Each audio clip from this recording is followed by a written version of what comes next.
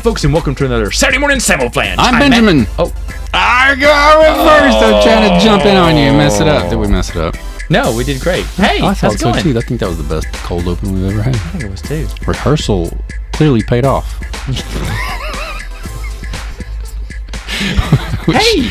Which never happens. I was just telling you before we recorded this that my favorite part of doing this podcast with you is the fact that we don't rehearse any of this at all. The only thing we do is just straight from the gun, straight from to the hip. topic. Boom. We talked last month about Cobra Kai, how much we love We it, did. and how much we thought that. We've continued to talk about Cobra Kai just about every day. Not really, but a lot.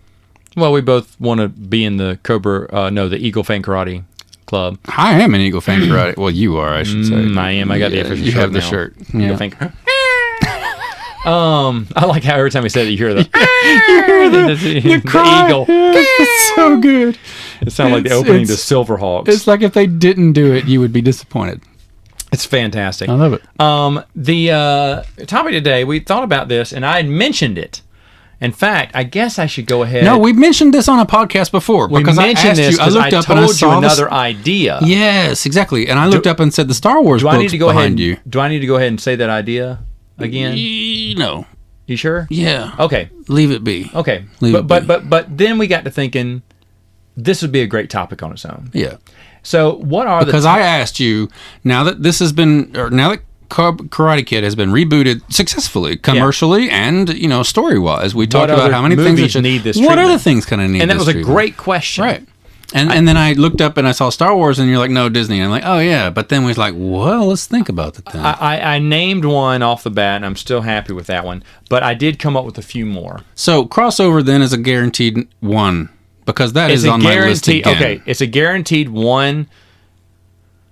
Your turn How to many? guess. How many people? Is it just going to be one, or is it going to be two? So I wonder if people listening to this podcast have an idea for how much their personal crossover is going to be. Like what TV shows came to mind immediately when you read the title of the podcast. Hit pause, make your list, and see how much you tie with us. See, Play the game as well. So, I mean, I guess the rule on that is that it's a number between 1 and 5, or 0 and 5, rather. Yeah. And then you can't puke. It's the same number. It has to be high or low. Yep. And then the other person can take high, low. Right. But the amazing thing about this, and that we talked about that before, is that most of our topics are so broad and generalized. It's shocking that we have any. I'm amazed at how often we do have crossover. Almost every single episode, with the exception of things like Halloween memories, which is so personal. But anything that's out there, like we could have, we did a podcast on top 5 cereals that we want to come back. This is of any cereal that has been discontinued ever. And we had what, 2, 3? Two crossovers. That's amazing. Insane. Of hundreds. I guessed 3. Dozens. I went bold, but only got 2. But the thing is, that was bold. I wanted to go bold. I cheated. So it's your turn. You get to guess. Turn. Are we just sticking with 1? Because you can do it as 1, or you can say 2. I'm going to go with... Oh, man. I know, this is a hard choice. I'm going to pick either 1 or 2, whichever one you don't pick. Okay, well, I mean, I'm happy to say just the 1 because... Okay, I'll say 2 then, because I was not going to go 3. I was going to say 2, but not 3. So I'll give you 2. You can have that. Oh, well, no, you get 2. You get No. Okay, I so think just 1. 2. Okay, let's do it. But I don't think I could go 3. You know what's amazing about this is that I thought at first, I'm like, oh, this would be a great topic. I can have a lot of good stuff. And then the more I thought about it, the more I was like, I don't think I would want to see a TV show of that. Did you have that same feeling? I did, but I had to make sure that I liked the story. I had to build the story in my head before I that's a good idea. to it. Oh, okay. I had to build the story of what it would focus on. So I kind of have like a top 8, but I don't, because I was telling you that like I only sort of have a top 3. And that's it. Right, 3 that you really care about, and then a few more that you thought about that didn't have a story developed. I didn't look up anything for this one. That's fair. I didn't IMDb anything. I just sort of off the top of my head. Since you let me name a billion ones for the cereal one last week. Yeah, that's kind of where I am. Do you want to go ahead and just do your 8 through 5? The thing is they're not even all honorable mentions. It's like I just sort of I wrote them down because I thought about it. And I'm like, oh no, I'm not doing you just that. wanted to talk about 5? So like top 1 on the list, I thought, okay, Princess Bride, one of my favorite movies ever. Right. I'm like, but the movie's too perfect to have a TV show. I agree with I don't that. want any more Princess Bride. I want it to be what it is and to be a top 10. I agree with that. all-time favorite movie. So 7 left. Okay. So honorable mention to my nephew. I asked my nephew, who's 10 years old, I said, well, what movie would you like to see turned into a TV show? And he said Toy Story. And I said, well, that could be a good one. Like I could watch a TV show about that. That'd be fun. I could see that. That'd be fun. Each individual character like getting something and then giving that actor gets a little episode. Yeah, give them all a little episode. Time to shine. Because there's some really good voice actors in those movies. And so that was great. That's a good idea. And then what I thought was funny is so naturally things like Star Wars comes to mind, and I'm like, oh god, they did it and it's crap and I don't like it. They have a billion Star Wars. And then I'm like, oh, Star Trek, and then like honorable mention of Star Trek, pour one out because they keep trying, but they just can't do it these days. Because holy crap. What other Star Trek series has come out? You know what? I don't get angry. I'm the biggest Star Trek fan out there, and I'm like my dad. Do you remember Kenny? Kenny Gordon? Oh, yes. I feel like I do. I still talk to him. Oh, okay. He likes Discovery. He loves Picard. Should we have him on here and ask him why? Jesus, please. I want to hear this from someone who's a Star Trek. Now, here's the thing. He agrees with me that Discovery isn't the best, but he watches it. And I was like, it's horrible. Are you kidding me? But I had a hard time keeping my screen from being uncracked during Discovery. I know. He said Picard is the best. I'm like, it isn't, though. I need him here. I want to hear top 5 Kenny reasons what the hell he's thinking. It's better than Discovery, but that's not saying much. That's like saying that Picard's Rainbow Bright cereal is the best ever because it was better than a bowl of milk with sugar in it.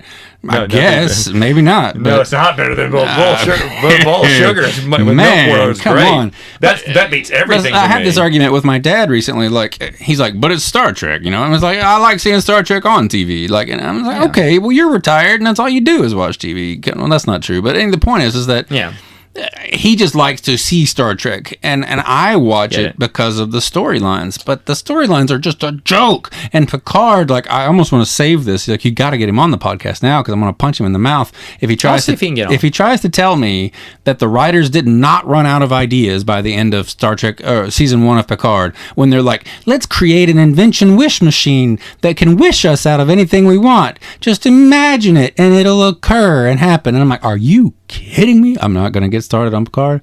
I'm good. I'm going to relax my throat. I'm going to do my meditation, and we're going to continue to talk about this TV show.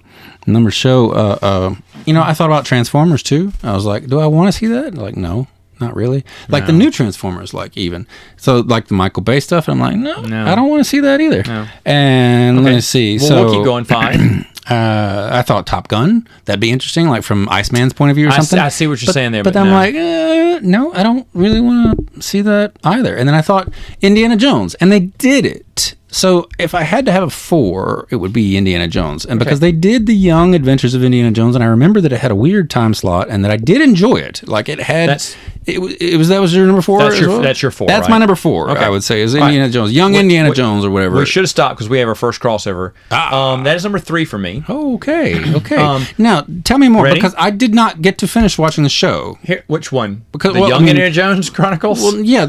Oh. The one that was done forever ago. And I think it got canceled midway. Was a nice idea, but terribly executed. Yes, terribly executed. Everything was terrible. The first one or second one, I was like, I love this. This is more Indiana Jones, but then it wasn't that good. Okay, so a better one would be, and like I said, anything like now that Cobra Kai can show that a TV format of a movie can be good, it has changed the game. I think Indiana Jones is very important to be as a TV show because Crystal Skull.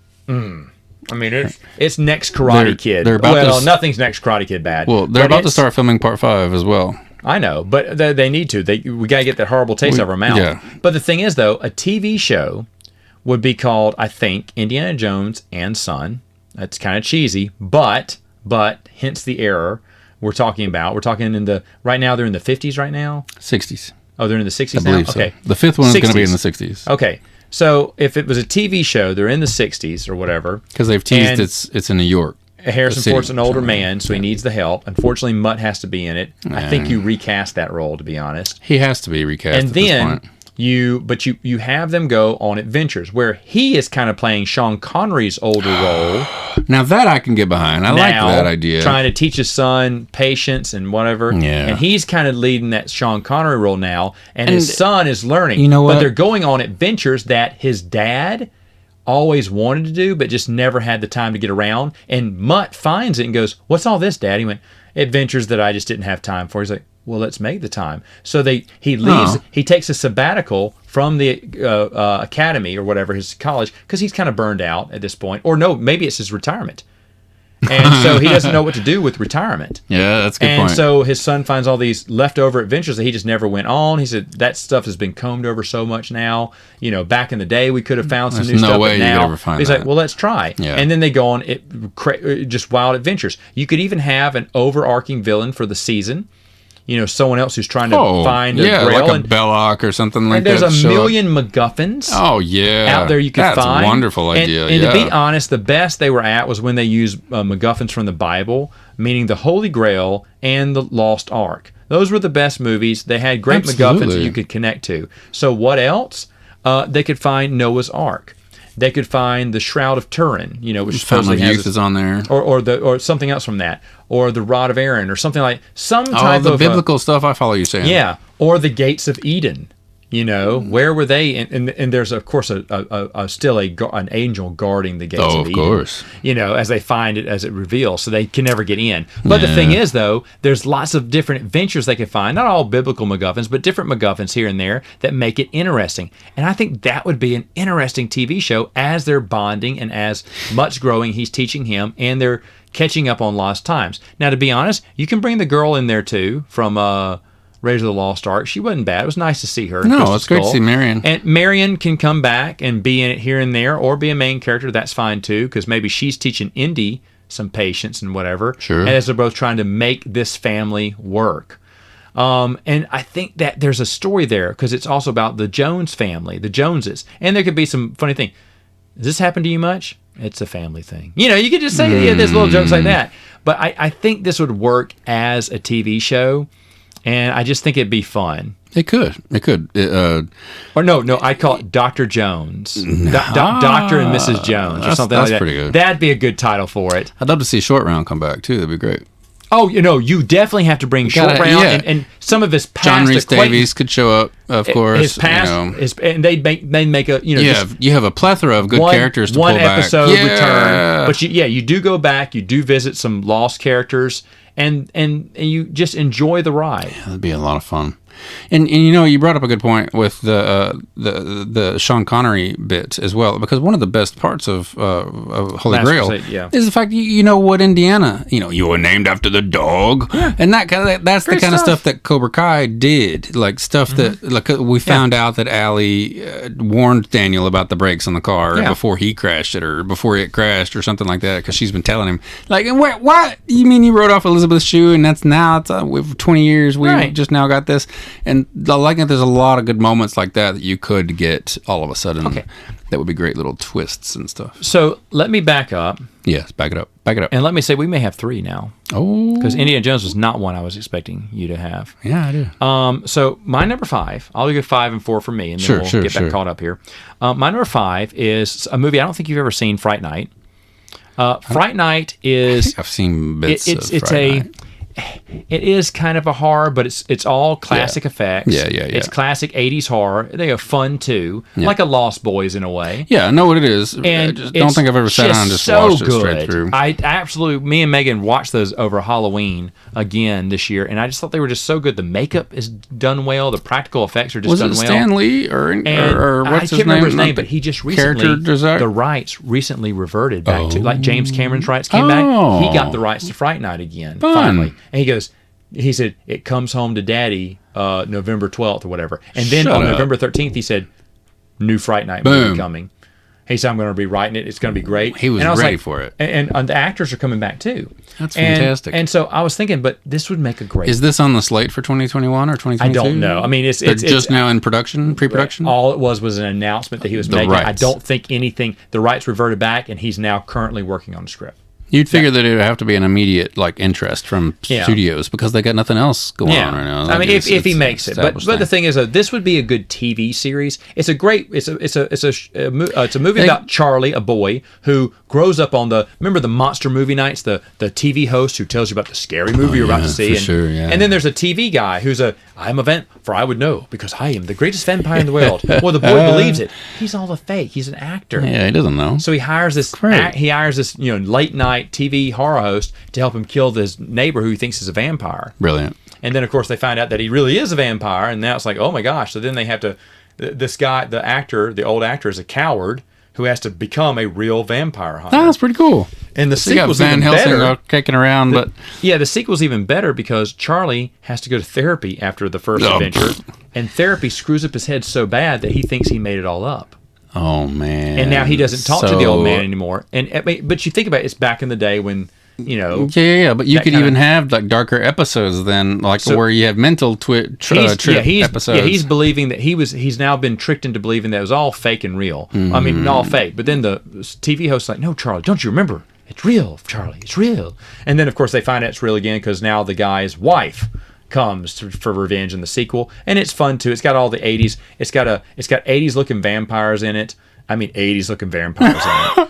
And some kind of werewolf vampire, and it's got a vampire that's on skates. Shut up. Rollerblades. I mean, it's just roller skates. It's just great. And I was thinking they should do this now. Years later, that Charlie's older, he has a son, and vampires don't exist anymore. They did, but he's gotten rid of them all. Nope, there's more.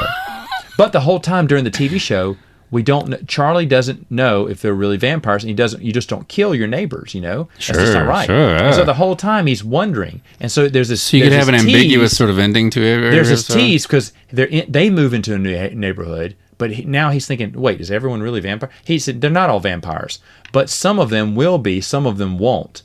He's moved into a new neighborhood where some of them are vampires. And so it's kind of like a mystery where you're trying to figure out who's the real vampire and who's not. And then eventually it'll break out into where he knows who his enemies are and everything. But it'll have the fun. It will all be practical effects too.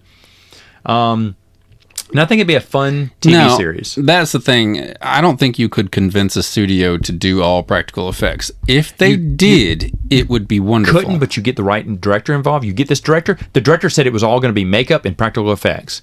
He said he was not going to do CGI. I will go pay money to see it twice just to support that. Yeah. I don't even care if I like the movie, but I am such a huge fan of practical effects and using CGI only as needed kind of thing, just to enhance a story, not to be the story. Yeah. And we don't have to talk about Star Wars Episode 1 about how terrible it is because of the CG or partly because of the CG, but also all right, go ahead. Yeah. Like Jurassic Park and Terminator 2. Jurassic Park is used right, so is Terminator 2. That's where CGI is used properly. But that's also the Stan Winston School of character effects and creature effects, and that guy just knew what he was doing. And you it's mix just the amazing. real with the computer generated when you can, and that's you make the real if at all possible. And honestly, the genius that they come up like Aliens, that alien that they did with the rubber suit and everything like that is a horrifying. They don't have CG for that. That's a real The Thing. Terrifying. John Carpenter's The Thing. The Thing. Terrifying stuff. Terrifying scenes. American Werewolf in London is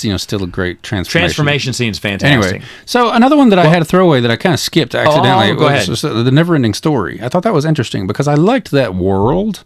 Wasn't there another Neverending Story movie? There was a part 2 or something, and then there was a 3 that you should never watch. I don't think I remembered even watching part 2. 3 has Jack Black, young Jack Black as the bully. But it is horrible because they come into our world now, and the princess finds out what a credit card is and what a shopping mall is, and she's like, "Woo!" And they do this little shopping. Serious. Yep. Okay, so and it's I'm really bad. Taking it off the list. 2 is. I don't know if I want to. Well, no, because Neverending Story is my number 2. Is it really? Yes, it is. Okay, because here's what it is. I'm shocked by that. Shocked. I had no idea that would be. Sebastian has given the book away. He's passed it back along. He's grown up. He has his own kid. Okay, yeah. I'm following you. I'm with you. They go into a bookstore because he's been looking for this book for his whole life to get back to the Neverending Story. Wait a minute. So how did he lose it? Well, he gave it back to the bookstore guy. And that is a time for another story. That's another story. But he had many adventures. But then he passed the book along. That's a good point. Got lost, and he had many more adventures. And he said, "Where is that book? Where'd that book go?" Well, he goes to bookstores all around the city, trying to find, always looking for it, never finding it. His son comes across it in a bookstore. So he's so excited, he grabs it from his son and says, "It's not for you." He sits down, he begins to read it. That book nothing is happens. Not for you. Nothing happens. And nothing happens. And he's like, "Oh, no, this is Sebastian? not anything." Sebastian. Okay, yeah. So he thinks it's not the book. This is not the book. This is a cheap copy because the story's bland. It's not realistic. And so he kind of just puts it down. His son opens it up. Oh, and then the magic happens. The magic happens. And his son is transported through that world. And as his dad starts talking to his son, he realizes, you're living the never-ending story now. Nice. And so now he's kind of coaching his son on what to do. And don't be afraid. Go in there. Finish the chapter. Do what's right. And then, but then there is one where the luck dragon will appear before Sebastian toward the end of the series and say, that would be lovely. Yeah. He said, why can't? Well, maybe he gets no. That's it. He's getting mad at the book because it won't let him in, but it'll let his son in. And that's when the luck dragon visits. It's like, Sebastian, your time has passed. He shows up with some Mr. Miyagi-like knowledge and drops him on and then he understands that now it's his son's turn to have to share the adventures. And I think that's almost like a movie now, but I think that would make a great series because his son could have several adventures, and you could even have flashbacks of a Sebastian episode that now impacts his son later on. Yep. And now he has to go talk to his dad about what happened. His dad's recounting this tale of the never-ending story. So Sebastian is still a part of it, but it's mainly around his son. Are those actors kicking around still? I'm sure they are. He was a young actor. He may not be acting and the childlike anymore, Empress as well. And I'm sure. But you would have to recast that because she always stays childlike. Like you'd have to recast. That's true. She's an eternal sort of the character. I would have the old adult Atreyu who's still around. Yeah. Is still doing Comic-Cons. I would have him guest star as a creature or one of the people within the people of the never-ending story. I just liked the realm. I liked the mythos. I always felt like that world never got enough. Like I was intrigued by it as a kid. Like the imagination and what happened. And like the rock biter just shows up. And you're like, what's happening here? It's such a creative world. But and that's what I think I like about it. The second one's not as good because they had the kids were older and so they had to recast them and they're just not the same. But the story I hear is more true to the book. Okay. It's about the emptiness instead of the nothing. Oh, I'm having memories of that. I'm like, I don't like this. It's okay. I thought it was a little weird. It doesn't have the magic that the first one has, but that's because I didn't like the new Sebastian. I didn't like the new Atreyu. What made the magic about the first one for you? Like, why was it so good? The feel of Fantasia, is it still so good? The look of Fantasia. It truly was Fantasia. Was that what it's called, Fantasia? Yeah, Fantasia. It truly was Fantasia. And remember the heavy 80s synth world. Music? It was great. Heavy duty 80s. Like Stranger Things. The Servant of the Nothing. So scary. The wolf dude? Oh, man. That thing was terrifying. Dude, are you kidding me? I had to go to the bathroom before that scene or I would have wet my pants. He was talking some dark, like that thing. It scared me to death. Yeah. I was like, if I was Atreyu, I'd run. Saddest thing. Control. My brother says he still thinks it's super sad when the horse. Yes, of course, when the horse dies and he's screaming at him. He's screaming. And he's like, "Stop!" Because he's giving up hope. He's giving up, but he's into despair. Yeah, the luck dragon is still wonderful, and then the guy who comes out, the little gnomes who heal him and stuff like that. Oh, those true brave of heart, true of heart. Yes, the Sphinx. And the Sphinxes open their eyes a little bit. You're like, run! Yeah, run and try you. Right. Yeah. Like, there's so many good moments in that whole thing. There is. The whole thing's great. The snail dude is the only one I didn't like, but it doesn't matter. Oh, I'd take him either way. Racing snail. Okay, but Racing snail. All right, so I'll give number 4. You can give number 3. We've already had. I was two crossover here. I was flipping through, and I had to say, but I feel like this is still going to happen. But What's number 3? Like to see a Harry Potter TV show. I would like to see it rebooted as a TV series. Yeah, I would love that. Yeah. And because there's so much more depth that the books can give that the movies did not. It can give more that the movies gave. And recast the kids. And now the kids can grow up according to each season every year. Yeah. and not be 18 when movie 3 comes out. And I thought about that too. And then I also thought, okay, well, what if they did it sort of like, what if HBO bought it and they did a darker version of it or something like that? I was like, there's just so many ways you could go. I'd want one more true to the book and to explain all those other storylines that the movies didn't have time to. I totally agree with you. Still keep with the main storyline. So many things you never got to see. Still keep with the main storyline, but give us all the new stuff. I recently listened to all the books again with the Jim Dale versions, and oh man, precious, absolutely precious. So I feel like that is still going to happen. Like the rumor is that they have already approached Hermione and Ron and Harry and the actors, and they're in the works with something like with HBO or somebody else. I didn't think about putting Harry Potter's TV series, it's still but I always felt that way. I mean, now, shoot. It feels like it's going to happen whether we want it or not. Like, it's going to happen because the Warner Brothers is sitting on this gold mine. Now you're making me rethink my entire list because there's a few other things that I would add. Really? That are newer? Like, outside of the 80s? Yeah. So, was our list 80s-esque? Because of Karate Kid was what we were talking about. Cobra It was Kai. like that because I was talking about what older movies. Yeah, but to be honest, Harry Potter's an older movie. You're right. Yeah. There's a few others. I'll name those in honorable mentions. Man, like even the last movie came out. No, like let me go ahead. A long time ago, like 10 years ago. The same ago. treatment should be done for Lord of the Rings. Because there were the books, the movie skipped over tons of things in the books. Before, and you could have a better TV series of, and I know Amazon does not want to touch the third middle age. They want to go to second age or whatever, which is okay. Which is fine. But to be honest, they could have done the third age all over again, and we would have seen new stuff. Because they never touched the stuff in the books, hardly. Yeah. The main storyline they hit around, but there's tons of other storylines that they didn't touch on, so they could make a totally unique and different series, which I think would be epic and awesome. Another one, I've always wanted to see this. The BBC came the closest to it, The Chronicles of Narnia, which the BBC version is not that bad. They did 4 books. They even did Silver Chair, which I didn't realize this until I rewatched them a few years back. But the White Witch came back, the actress came back and reprised the role as the Emerald Queen without the makeup. But I didn't realize it was her until I heard her voice. I was like, and true enough, I think in Narnia lore, she is the sister of the White Witch. Shut up.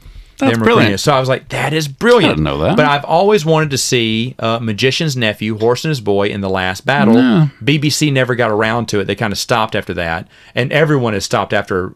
so that's 3 shows already now you've spout off. Is this like a new top 5 or you're having to reorder everything? I'm just thinking about that because those Narnia would kind of be our older movies. Those movies have been out in 10 years to 15 years or something. And Lord of the Rings the same way. That's 20 years too. It has been So to be honest, since Return of the King. Yeah, so all that stuff. See, that's the thing is they are making another that. Lord of the Rings TV show now. It's second age, but like I said, I would have been fine with them rebooting everything. Yeah, because we're talking like Cobra Kai. We want more about the characters we know and love, and I want more about when we're talking about books. Yeah, I want more focus on the books. Yes, like you do for Harry Potter. I want that for Lord of the Rings and Narnia. Right. So another movie that I thought this is number 2 now, Endless Possibilities, and I guess it's not a number 2. I'm having a really hard time with these orderings, but that's fine. Back to the Future is on there for me, and there's our third. Because that's my number 4. Is it really? So I feel like the possibilities are endless for Back to the Future, and the thing is that if you can hire some of these comic book writers that are so good at telling these time travel stories and twisting them all around, and like. There's just so many good comics that I've read where the time travel story is wonderful. Like, so few movies can do it right. Back to the Future is one of them. But there's so many good stories that could be told, and then they could be all intermixed and twisted, and sort of like a quantum leap kind of thing. Now that we know what Cobra Kai is capable of, we think anything's possible. I agree with that. It feels like anything's possible. Thank you again, Cobra Kai, for making this possible. Here's the deal. Amazingly, we're going to have 4 crossover, which hasn't happened, I don't think, before. I don't know if we've ever had. Let me tell you what I think about Back to the Future. Hit me. Here it is. Here's how the story goes. Episode 1, the pilot. I have a draft of it under the table here. Let me get this out. The time train visits Marty McFly. Okay. It's Doc. He's older now. He's lived a full life. Yeah. His kids are grown. He's ready to pass the never-ending story to the child. Well, and he tells Marty, I've done something horrible. Uh-oh. Along with his travels, he picked up another person from the past and had him travel with him. A smart man who was interested in history and everything, and interested in what the future held and everything. But got greedy, wanted the power, created his own time machine. The Doc is Christopher Lloyd is 90, he's right? still around. He's still around, but he could do this. He could do one episode. Yeah. And the pilot episode could be him telling Marty, "I've made a terrible mistake, a horrible mistake." Because he was pretty naive, like a brilliant scientist. You know, he could be suckered into something. And so giving away the secret of the plutonium in the flux capacitor. He gave away another. He entrusted another young man, apprentice, to help him out. But now he went rogue. Yeah. And he's going to disturb the timeline. He's messing it. He's already screwed it up. He's already screwed up, and there's several time tears that are going to happen, and he needs help, but he's getting too old. He can't travel anymore. He and his wife are going to retire back to the whatever age, 1800s, because whenever, or whatever they want. Maybe he really likes, whatever. Maybe he really likes the whatever thing, and so then he's gone. It's just the opening scene, and so Marty has kids, and he's like, "Doc, I can't do it." He went, "Well, don't you have kids?" He went, "Oh, Doc." Well, see, the thing I'm thinking immediately, though, is like with the opening scene, you shouldn't write Doc off happily ever after right away. Have him die, and die badly. And then you have a time twist story at the end of the series to change it, and then Doc shows up. The time train could come all busted up. He's attacked Doc Brown. Yeah. And Doc is dying. Yeah, he dies. So then he's like straight up bad. Okay. You don't want it to end this way. And Marty doesn't want it to end this way. And no one else wants it to end this way. That's a great thing. And then the finale of the show puts his character to rest. Put everything right. So he's dead. So you can have Christopher Lloyd come in and film the good ending and the bad ending in the same day. Oh, so if he passes away before the show's over. Yeah. Okay, so the thing is, now, but it's Doc not knowing what has changed, not knowing he died, just Doc enjoying lemonade on his front porch in a moment in time. You know what I'm saying? Something that Marty can look on and see. Marty didn't have to interact with him, but just knowing that he gave the Doc a happy ending, because that's where the Doc always wanted to be. That's great. Or maybe the Doc dies and we see the villain in the very pilot episode. He kills the Doc. I agree. So Marty's upset. Should be Libyan. Marty has kids. Marty has kids at this point. By the way, the future has changed. They did change the future. It's not the regular Back to the Future 2 future, obviously, now, because we're living in today's world. Yeah, you're right. But he still has those kids. Didn't Bob Zemeckis say something about that? About how...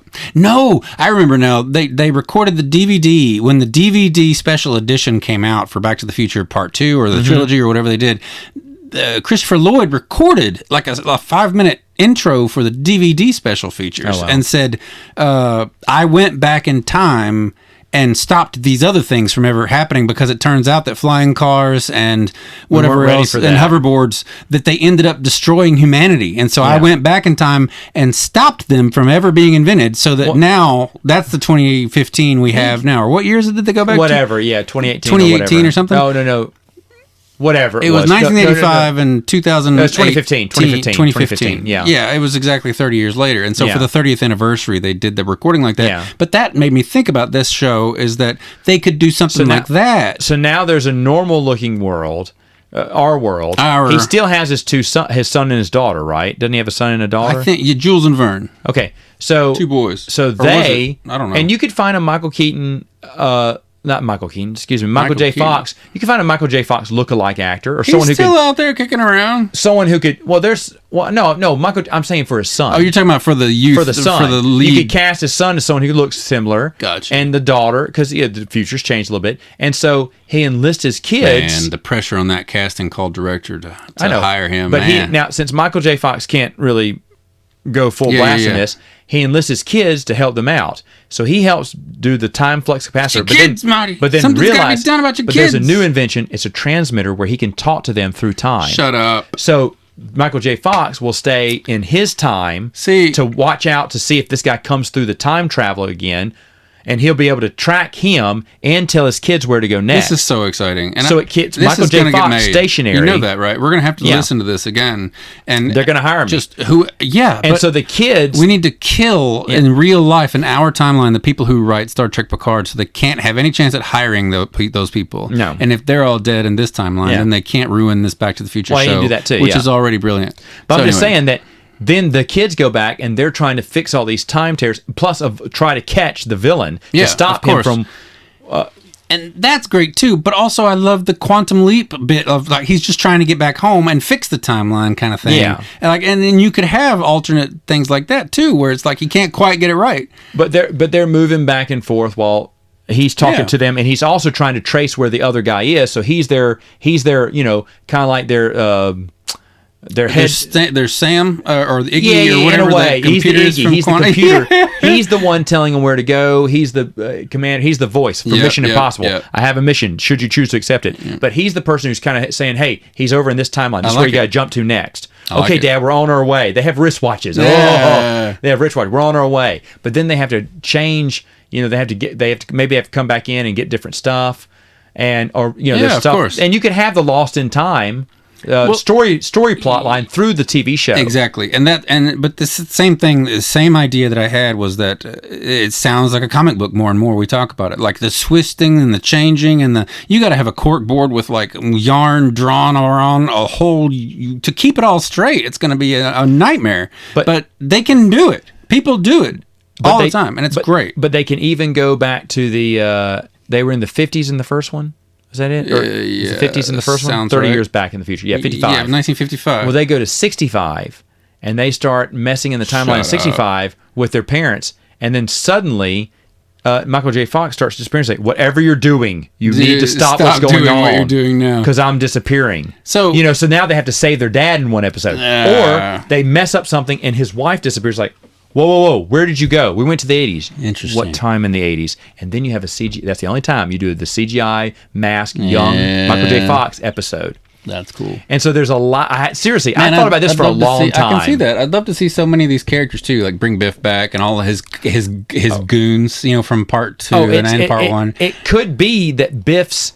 It could be maybe this is a Biff ancestor or cousin or nephew that there's your he didn't make the connection McGill and Robbie crossover too. You kind of have like a son of one of them. No, and, you know what? Because they're going to copy Cobra Kai. I want to avoid Biff timeline. I would have Biff in it. He's got to be in it. I would have him in it, but I would not have him like the main antagonist. How much Elizabeth Shue are we talking here? 24/7. I'm kidding. I mean, was she the girlfriend? She was the first girlfriend. And then it changed. Jennifer changes Jennifer changes. The second one, I think. It could be Elizabeth Shue in the second if she wants to.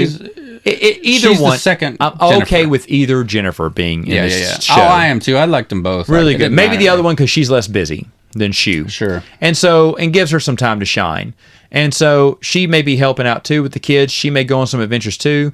But there may be episodes where Michael J. Fox is walking around and then he realizes that there's no Walmarts anymore, or some kind of famous story. Massive. Like, something happened. You have to go back to when did the store start? The store opened up in 1972. Go to 1972. Find out what's going on. Yeah. Boom, boom, Somebody boom. comes over and they're having a conversation there. Who's Elvis? What are you talking about? Like Elvis never existed. And then he realizes something's wrong, or he checks the history book and something's changed. And that could be the same sort of thing we were talking about with just Indiana Jones. Like you could have these MacGuffins that are related to different things, and then you could just have that all the time. Or the kids come back and find out that Michael J. Fox is dead. Their parents are dead. Exactly. And now they have to figure out what happened with the timeline. I like that so lot. there's so many episodes you can make with this. And by the way, has to be a DeLorean. Has to be. Has to be, without a question. No question. Don't dare. Don't you dare try to make anything Don't make else. a new, updated car. Has to be a DeLorean. And it has to be a car. Yeah. And it has to go 88 miles an hour. Yes. There is no, like, changing it to a flying toilet bowl or something. Like, it's just insane. It has an 80s music. It can't be an Apple Watch. It has to be a freaking car that has to go 88 miles an hour. I've thought a lot about the Back to the Future TV show. That's really brilliant. I like that a lot. There you go. Okay, so man. Are you ready for the last crossover? Yeah, I am. Go ahead, say it's it. The last Starfighter, man. Yeah. It's the Death Blossom and Greg and the discussion we Starfighter. had. You have been recruited by the Star League to defend the frontier against Zur and the Kodan Armada. Wonderful. Prepare yourself. I think that's the one that should be the TV show. I think it's an excellent idea. So much fun that could be had with that. It would rejuvenate that series so big, like Cobra Kai did for Karate Kid. I think it'd be a hit. So, if you didn't see, go back and watch our Cobra Kai season 3 review, and I talk about what the TV series would be like. But is there anything else you wanted to talk about with the last Starfighter TV series? I just sort of with Cobra Kai, like the same sort of thing. Like I love how so many of our dream checklists on Cobra Kai were able to come true. Things that we just kind of never expected. Like, they can't do that. They won't be able to do that. They won't. And then they're finding the stuff in the latest, season, in season 3 Cobra Kai. They got the girl from the bell tower in Karate Kid 2. Like, they go back and they find everything and everybody, and they're like, hey, we're doing this show. You want to do it? And they probably all said yes. And I would love to see stuff like that with The Last Starfighter. But it doesn't even have to be. Like, there's just so much that can be told after he saves the universe. Yes, there's so many much good more stories. I agree. And you could have a new sort of Star Trek, like, action adventure sci-fi series, but have it set on Earth, and they're still recruiting people because they need defense from the maybe not the Kodan Armada, but somebody else.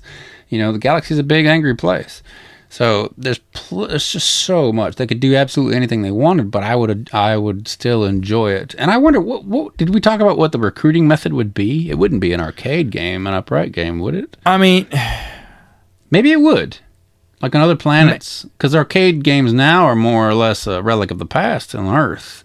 But now the Star League, is known. Earth is known to the Star League, so you don't need them anymore. You recruit other ways. That's so true. With VR and everything else, you don't need it. You get an Oculus Quest and throw that on, and then boom, so high score. So you got to do it. But on other planets, because remember Centauri, when he came down, he said they didn't have any of this stuff, and then we sent that to some place accidentally. It went to the wrong place, and then they were everywhere. And that was how they were recruiting people, because that arcade machine was supposed to go to Vegas or someplace. I don't remember. Yeah, and it ended up in the trailer park. Yeah, as the only thing to play. And you know what? Growing up, when that movie came out, I remember that feeling of like, we only had Saturday morning cartoons on Saturday morning, and sometimes you only had one video game to play, and then you only had like one afternoon to go do this or that or the other thing, and it was the thing, and you just did it, and you got to be really good at it, and that would be the same thing. But what would they use? Like, there could be other vessels that they use to recruit throughout the league or throughout the galaxy, kind of thing. That's a great idea. Yeah.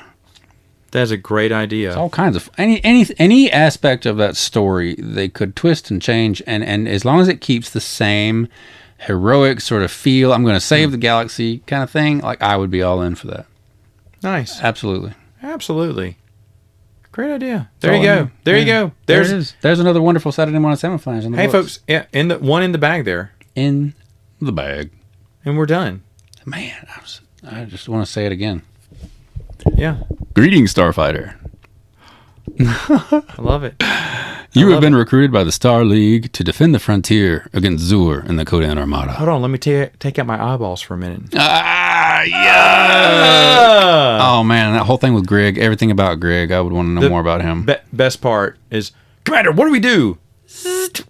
We die. We die. Great. All right, folks. Well, you know what? Go get a Death Blossom. Did we talk about Death Blossom? That board game moment we had? Well, I feel like we should. There was a board game I used to have called Kimber's Cascade, and it was a scrolling. The only thing bad about it, for some reason, it moved really slow. I don't know why, but the one thing you had, did you have it or did I have it? I had it. We had a master move. I said, that was a great move. Each ship had a superpower, and as soon as I picked it up and I read it, I'm like, oh, it's the Death Blossom from last time. But I didn't say it. I kept it to myself because I knew I was going to use it, and I said, no matter what I have to do to fire off this activation power. And then I actually got a moment when somebody moved next to me, and then somebody else moved next to me and surrounded me, and I was like, Death Blossom suckers. Death Blossom. That was great. That was a great moment. Yeah, I'll never forget that. Great moment. Anyway. All right. Anyway, folks, hey, we'll see you next time. Next time on Saturday Morning Samoflange.